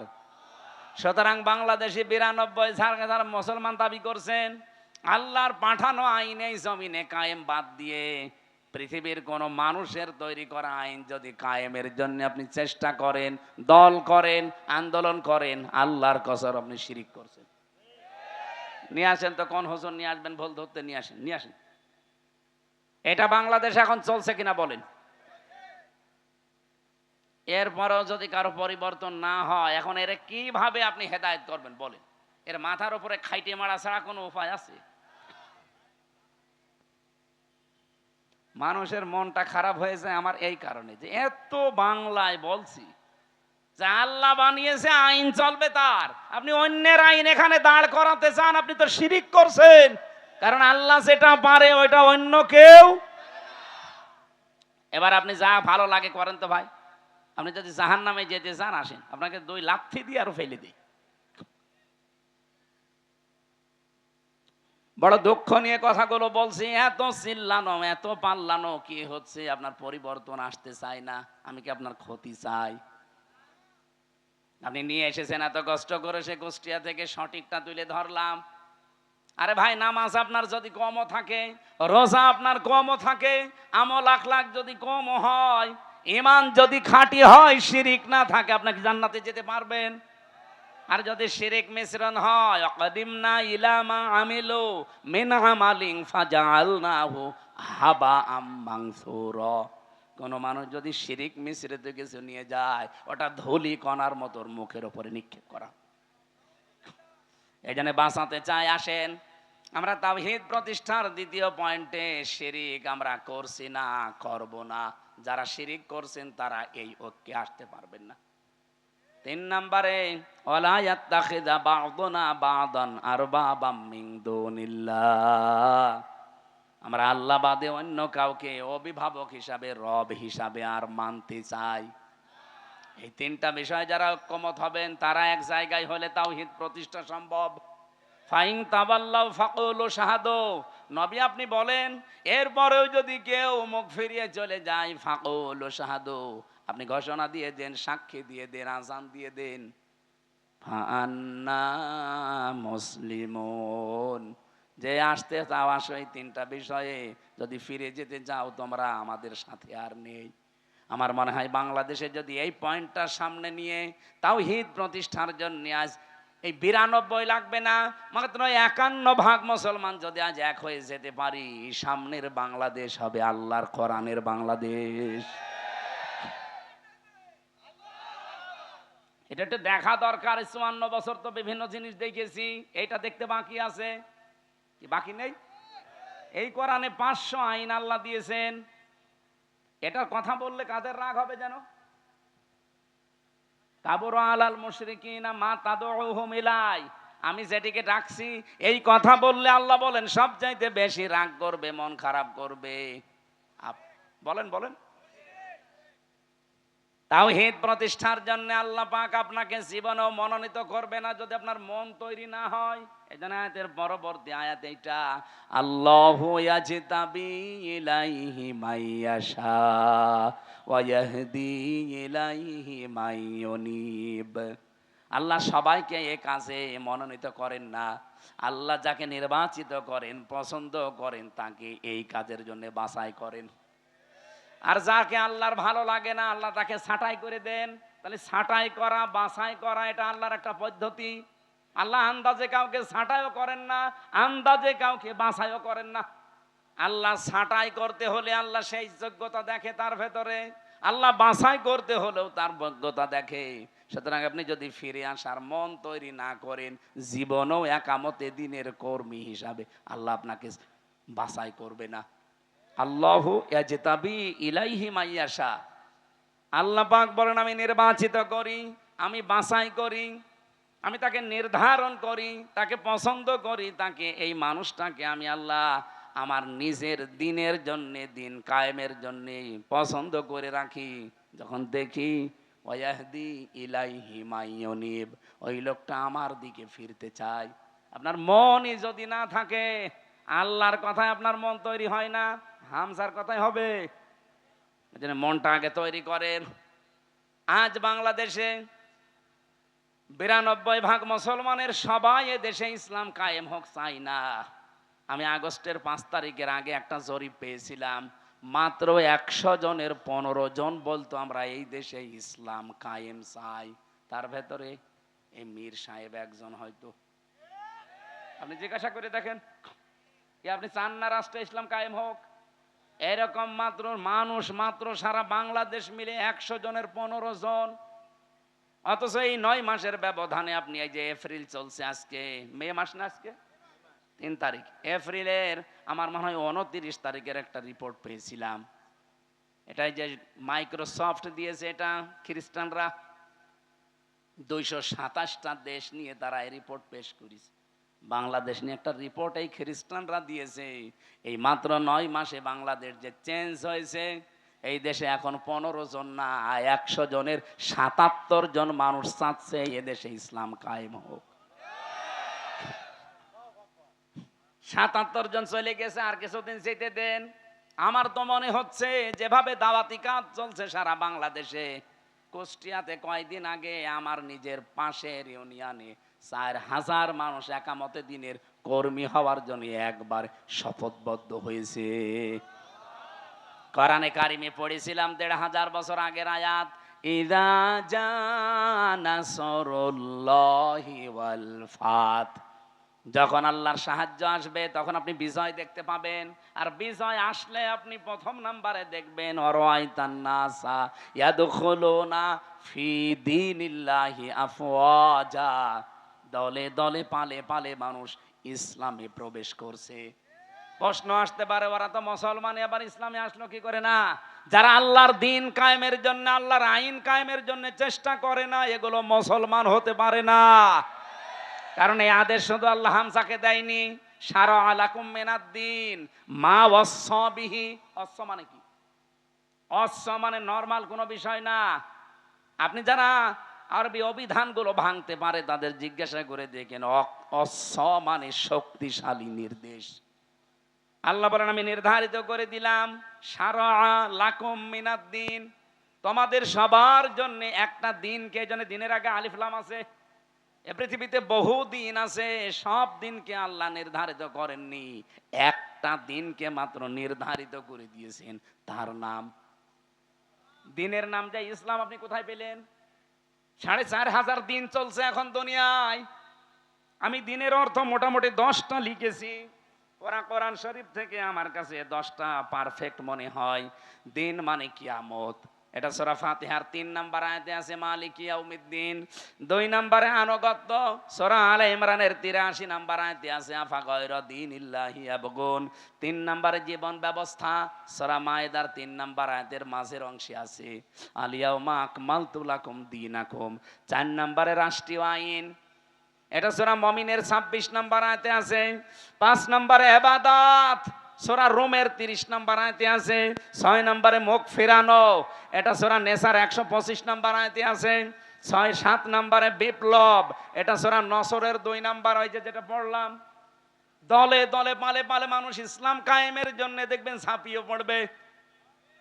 আমার পাশের ইউনিয়নে ৪,০০০ মানুষ, এতদিন তারা বলতো আমরা মানুষের আইন এই পৃথিবীতে কায়েম করতে চাই, এখন তারা সবাই ফরম পূরণ করে বলছে আমরা আল্লাহর আইন কায়েম করতে চাই। এখন আমাকে বলেছে এই ৪,০০০ মানুষকে খাবার দেওয়া লাগবে, অসুবিধা নেই, টাকা তো সারা দেশ থেকে দেবে মানুষ, আমি নিয়ে যে ঢালবো। ৬০ নম্বরে পেয়েছে চিরন্তন বিধান, এটা সূরা শুরার ১৩ নম্বর আয়াত, যেটা শারআ লাকুম মিনাদ দ্বীন চলছে। ৯ নম্বরে সমস্ত ইজম লিযহিরাহু আলাদ দ্বীনি কুল্লিহি, এটা সূরা সফের ৯ নম্বর আয়াত। ১০ নম্বরে পেয়েছি স্থায়ী শান্তি, এটার মাঝে যেটা আছে আনাকিমুদ্দিন ওয়ালা তাতাফাররাকু ফি। আমার এই ছোট্ট মাথায় যদি এতগুলো দিন সম্পর্কে কোরআনে থাকে, মীর সাহেবের মতো বড় বড় মাথা যাদের তো আরো আছে। তাহলে আল্লাহর বিজয়, সাহায্য আসলে বিজয় আসবে, এ গ্যারান্টি কার? আর বিজয় আসলে তার নমুনা চিহ্ন সিমটম কি? দলে দলে পালে পালে আফওয়াজা, মানে দলে দলে, ফি দীনিল্লাহি, আল্লাহর দ্বীনের ভেতরে। এই যে দ্বীন মানে জীবন ব্যবস্থা, জীবন বিধান, রাষ্ট্রীয় আইন, কতগুলো বললাম না? আল্লাহর জমিনে আল্লাহর দ্বীন কায়েম করা, এটা যদি কারো কাছে রাজনীতি মনে হয়, কারো কাছে ধর্ম ব্যবসা মনে হয়, আপনার কাছে দুনিয়ার কাজ মনে হয়, মনে করেন আমি এইটাই জীবনের আসল কাজ মনে করি। কারণ দ্বীন কায়েম নেই, এই জন্যই ডাকাতি হচ্ছে, এই জন্যই চুরি হচ্ছে, এই জন্যই ছিনতাই হচ্ছে, এই জন্যই ঘুষ চলছে, এই জন্যই ডাকাতি চলছে, জেনা চলছে। ৪ বছরের আসিয়া পর্যন্ত বাদ যাচ্ছে না। কথা বলে না কেন? একটা নাজিল হয়েছে কখন? আলেমদের জিজ্ঞাসা করেন। মক্কার জীবনে, মক্কার জীবনটা ৪ ভাগ। প্রথম ৩ বছর কষ্ট, এরপরে আরো ৫ বছর আরো কষ্ট, এরপরে আরো ৩ বছর আরো কষ্ট, এরপরে আরো ২ বছর আরো কষ্ট। আপনি ৪ ভাগে মিলিয়ে দেখেন ইসলামের ইতিহাস থেকে, এই ৪টা ভাগ করলে নবীজির জীবনের সর্বশেষ যে পয়েন্টটা আছে সেই পয়েন্টে কিন্তু আয়াতটা নাজিল হয়। আল্লাহর নবী কষ্ট করেছিলেন সব মিলে কত বছর? ১৩। বলেন বলেন। ৩ বছর আর ৫ বছর কত হয়? এরপরে ২ বছর, এরপরে ৫, না এরপরে ৩, এরপরে ৩। প্রথমে ৩, এরপরে ৫, এরপরে ২, এরপরে ৩, এই ১৩টা বছর তিনি কষ্ট করে, এই এদিকে তাকান, ১৩ বছর কষ্ট করে শেষ হয়ে যায়নি। ১৩ বছরের পরে উনি ১০ বছর এইটা দিয়ে রাষ্ট্র চালিয়েছিলেন। আমি হিসাব করে মিলিয়েছি, এই বাংলাদেশে অলরেডি আমরা কষ্ট স্বীকার করে ফেলেছি মক্কার এই জীবনের মতো ১৫ বছর। এই কথা বলুন, অলরেডি ১৫ বছর আমাদের চলে গেছে কষ্ট স্বীকার করা, মক্কার জীবনের মতোই পার করেছি। আপনি দেখেছেন না কত পক্ষপাতিত্ব ছিল? এমনিতেই কোটা আন্দোলন শুরু হয়েছিল, দেওয়ালে পিঠ থেকে গেছে তাদের। আমি আর এই ভাই ৩ জন অনার্স মাস্টার্স করে একেবারে একই রেজাল্ট, শুধু আমাদের দলীয় পরিচয়ের কারণে জায়গা মতো আমারে উঠতে দেবে না। কি এরকম ছিল না দেশে? ওনার দলীয় পরিচয়, উনি ছাত্রলীগের কর্মী, চাকরি হয়ে যাবে। আমি শিবির করি, আমার কোনো চাকরি তো দূরের কথা, রাজাকারের বাচ্চা বলে পেছনে ঠেলে দেবে। এটা শুরু হয়নি, উনি বিএনপি করে, এই জন্য ওনারে গুম করে দেবে। আমার রিমান্ডে যেদিন ৮ দিন চলে মাটির নিচে, আমি দেখেছি ছাত্র দলের এক ভাইকে, চট্টগ্রামে বাড়ি, ওনার নিয়ে এই নখগুলো তুলছিল। আমারও একটা টিপ দিয়েছিল, এই দেখেন ৩.৫ বছর হয়ে গেল এখনো পর্যন্ত এই দাগটা মেটে নাই। আর ওই ভাইয়ের তো পুরা নখ তুলেই ফেলেছে। কি চিৎকার দিয়ে, আমার পাশের ছেলে ছিল, কি চিৎকার দিয়ে কাঁদছিল। ভালো মানুষ নিয়ে গেল, আসার সময় দেখি আর নড়তে পারছে না। এই চোখটা বেঁধে নিয়ে নেয়, প্রথমে পেছনে হাত বেঁধে দেয়, যাবার পরে এরকম একটা চেয়ারে বসায়, ক্লিপ দিয়ে আটকিয়ে দেয়, হাত পা আটকিয়ে দেয় ক্লিপ দিয়ে, মাথার সাথে একটা বেল্ট লাগিয়ে দেয় যেন আপনি মাথাও নড়াচড়া করতে না পারেন। একটা সুইচে টিপ মারবে, 1 মিনিটে আপনি 120 বার ঘুরবেন। আমার রিমান্ডে ওই কাছের ঘরের ভেতরে নিয়ে দেখি এসপি ইমরান ওর নাম। এই লোকটা এসে আমার একটা মেশিন দেখিয়ে বলছে যে এইটা দিয়ে আমরা নখ তুলি। এমন ভাবে যে হাত সেট করা আছে, আপনি যা নড়াচড়া বন্ধ, শুধু মেশিনটা এভাবে লাগিয়ে দেয়, একটা টিপ মারার পরে নখগুলো একবারে সব খুলে চলে আসে। আরে ভাই, নখ খুলে আসলে ছেড়ে দিলে বাঁচি না, ওর উপরে লবণ ছিটিয়ে দেয়। আপনারা তো হাত বাঁধা নড়তেও পারবেন না, বলেন তো নখ যদি খুলে নেয়, ফিনকি দিয়ে রক্ত বের হয়, ওর উপরে লবণ ছিটালে কেমন লাগতে পারে? আমার এক চাপে যদি 3.5 বছরে ভালো না হয়, যার নখ পোড়া তুলে ফেলেছে, ওর কি অবস্থা? শিবিরের শফিকুল ইসলাম মাসুদ ভাই, বিশেষ করে দেলাওয়ার ভাই, আমার যে রিমান্ডে নিয়েছিল অফিসার, ওনারও দায়িত্বে ছিল, বলছে ফুটবলের মতো পিটিয়েছি, ওরে খালি লাত্তিয়েছি। ওর নাম ডিসি নজরুল ইসলাম মোল্লা, আর একজনের নাম হচ্ছে ডিসি মশিউর। আর আমার দায়িত্বে ছিল আসাদুজ্জামান, কাউন্টার টেররিজমের প্রধান, এই শয়তান গোপালগঞ্জের মাল। ওরা যদি আমি একা একা কোনো জায়গায় পাই না, মুসলমানই দিয়ে দেবো আরেকবার। শয়তান। দেলাওয়ার ভাইকে যে পিটিয়েছে, সে আমারও দায়িত্বে ছিল। অবশ্যই যে তার আছে, তার গরম করে যখন আগুনে লাল টক টক করে, ওইটা ওর ননু দিয়ে ঢুকিয়েছে।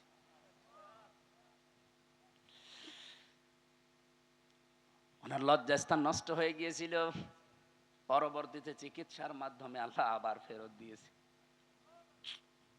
এখন আপনাদের পাশে বগুড়াতে বিয়েও করেছে, একটা বাচ্চাও আছে। এই বাংলাদেশের সবচাইতে বেশি 67 দিন রিমান্ডে ছিল আল্লাহর এই বান্দা, জীবন্ত শহীদ দেলাওয়ার।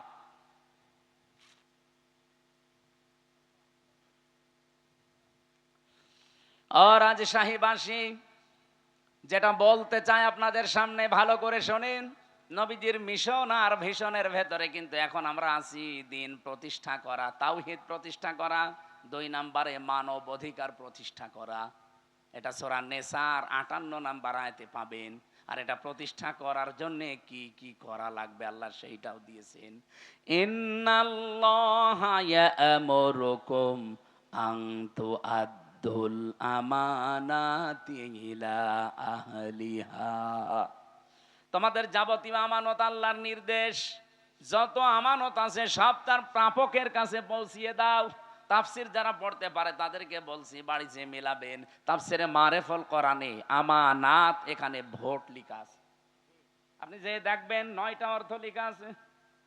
ভাই আমার মনে আছে, আমি আগে মতো এই জন্য তো আদায়ের মাহফিল নিতে চাই না, ছাতা এগুলো নিতে চাই না, তো এই কারণে আগামীতে আদায় করা যেখানে এসব সমস্যা আছে, আমরা নিয়ে আনবেন না।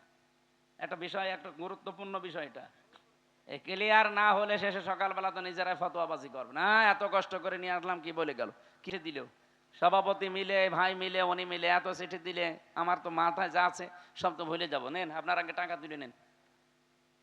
যারা যাচ্ছে ভেতরে, যা যা এনেছেন এই মসজিদের উন্নয়নের জন্য চাচ্ছে, দয়া করে একটু হাত খুলে দিয়ে দেন, এরপর আমরা আরম্ভ করছি। কই লোকজন কই? হ্যাঁ, যা এনেছেন একটাও যেন বাড়ি নিয়ে যান না, ভাড়া বাদ দিয়ে সব দিয়ে যান, যান।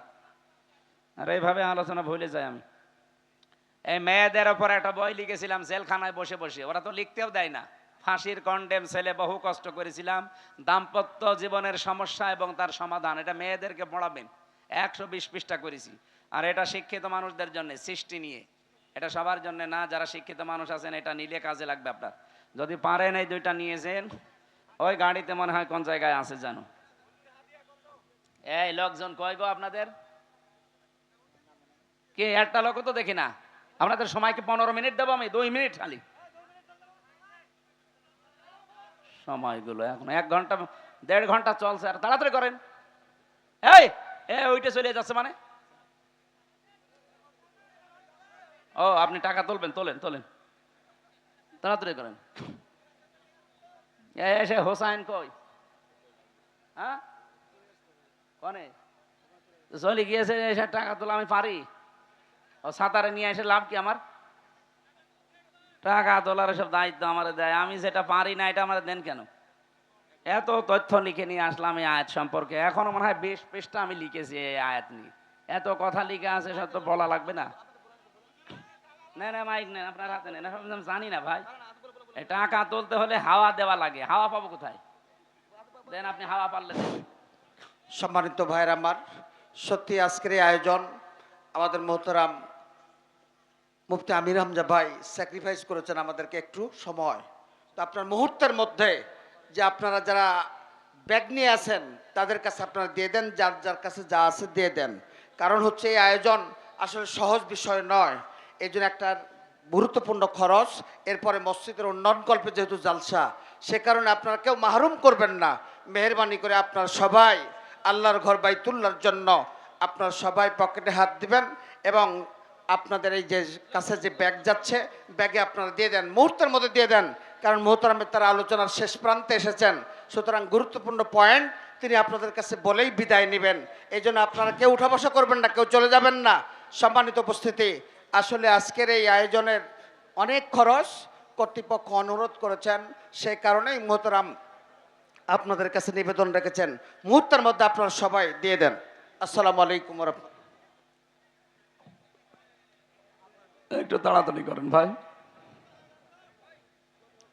সুবহানাল্লাহ আলহামদুলিল্লাহ লা ইলাহা ইল্লাল্লাহ, সুবহানাল্লাহ আলহামদুলিল্লাহ লা ইলাহা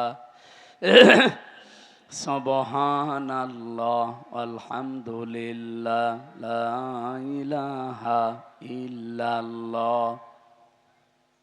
আপনাদের লোক কি বেরিয়েছে?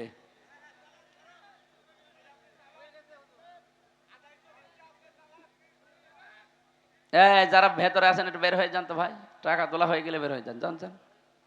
সুবহানাল্লাহ আলহামদুলিল্লাহ লা ইলাহা ইল্লাল্লাহ, সুবহানাল্লাহ আলহামদুলিল্লাহ লা ইলাহা ইল্লাল্লাহ মুহাম্মাদুর রাসূলুল্লাহ। ওয়াইদা হাকামতুম বাইনান নাস, মানুষের ভেতরে যখন বিচার করবেন, ফয়সালা দেবেন, আন তাহকুমু বিল আদলি, যেন ন্যায় বিচার করতে পারেন।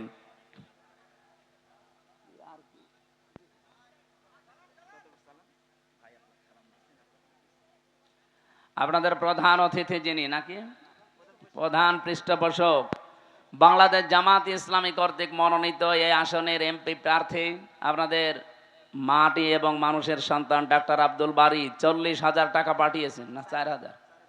ও বাবা, গরিব মানুষ নাকি? আল্লাহ যেন তার এই টাকা কবুল করেন, বলেন আমিন। হ্যাঁ, আগামীতে 40 না 40 লক্ষ টাকা দেবে আপনাদেরকে ইনশাআল্লাহ। টাকা দেবে কি করে? টাকাকে উপায় করা গিয়েছে 15 বছরে। সব ওদের টাকা সব এখন বাইরে। আমরা তো এই বাইরের দেশে যেয়ে দেখতেছি, শয়তানরা টাকা কামাই করেছে, ফাঁসিয়েছে, পাচার করেছে, কিন্তু এখন ভোগ করতে পারে না। যে হোটেলে চোরের মতো থাকে, যে দেশে যায় দেখি চোরের মতো বসে আছে। কি দাদা এখানে? হুজুর দোয়া করেন, আমি আগেই পালিয়েছি। আগে আপনি পালালেন কেন?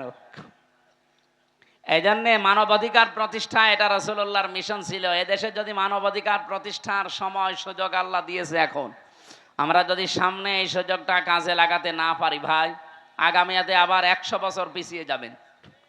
আল্লাহ আমাদেরকে এই কাজে যেন জড়িত হওয়ার সুযোগ করে দেন। 3 নম্বরে ছিল দিন প্রতিষ্ঠা করে, দিনের বিজয় এই পৃথিবীতে নিয়ে আসা।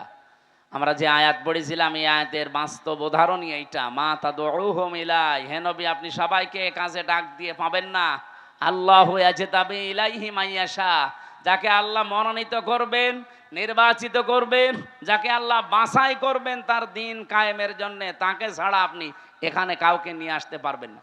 এজন্য আমার বলার দায়িত্ব ছিল, আমি বলেছি নির্বাচন করার দায়িত্ব, নির্বাচিত হওয়ার দায়িত্ব এবং ছাঁটাই করা বাছাই করার দায়িত্ব কার?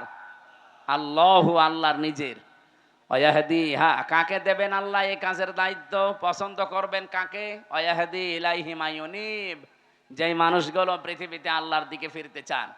সম্মানিত ভাইরা, যেহেতু বাস্তব উদাহরণ বলার সময় আমি প্রথমে একটা কথা বলেছিলাম, দিন আমাদের দেশে কায়েম নেই, যতটুকু কায়েম আছে এটা যেন নষ্ট না হয়। আগামীতে পুরাটা কায়েম করতে চায়, আর যতটুকু আছে এটা যারা নষ্ট করার পায় তারা করছেন। এই নারী কমিশন বহু চেষ্টা চালাচ্ছে এদের পেছনে রাঘব বোয়ালরা। এই জন্য জীবন থাকতে, দেশের একটা মুসলমান জীবিত থাকতে দেশে নারী কমিশন কায়েম হতে দেওয়া যাবে, কারণ এগুলো পুরো আল্লাহর বিরুদ্ধে, রাসূলুল্লাহর বিরুদ্ধে।